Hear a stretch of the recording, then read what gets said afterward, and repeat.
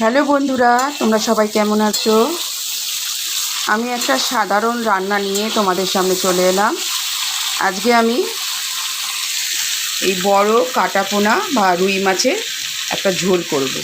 এই যে মাছগুলো আমার ভাজা হয়ে গেছে, আমি আলু, পটল আর গাজর দিয়ে একটা পাতলা ঝোল করব। এখানে ফোড়নে দিয়েছি গোটা জিরে আর কালো জিরে দিয়ে, ফোড়ন দিয়ে তারপরে আলু, পটল আর গাজরটা ভালো করে লাল লাল করে ভাজা হয়ে গেছে। আর মশলার মধ্যে নিয়েছি পেঁয়াজ, আদা আর টমেটো আগে পেস্ট করে নিয়েছি। তারপর জিরের গুঁড়ো, ধনের গুঁড়ো, নুন, হলুদ, লঙ্কার গুঁড়ো আর সামান্য একটু কাশ্মীরি লঙ্কার গুঁড়ো রং হওয়ার জন্য, আর চিনি আর নুন। এই আমার মশলা। আলু, পটল আর গাজরটা আমার ভাজা হয়ে গেছে। এবার আমি এর মধ্যে মশলাটা দিয়ে দিলাম। মশলাটা দিয়ে আমি ভালো করে এবার কষবো যতক্ষণ না তেল ছাড়ে। কষিয়ে নিই, তারপরে আসছি।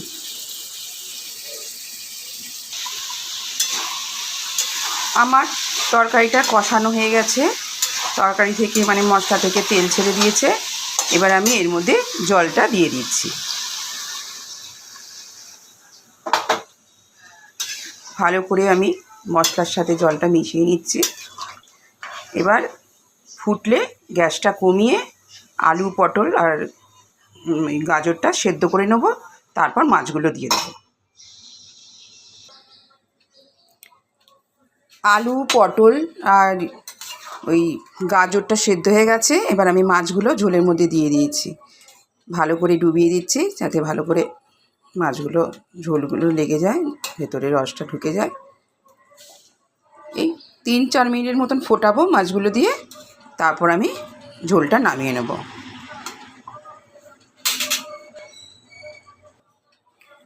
বন্ধুরা, আমার মাছ রান্না হয়ে গেছে, মাছের ঝোল।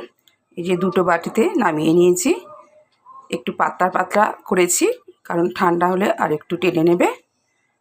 তাহলে রাখলাম। আপনারাও এইভাবে করে খাবেন।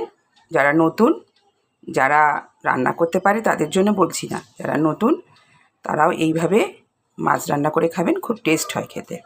তাহলে রাখলাম।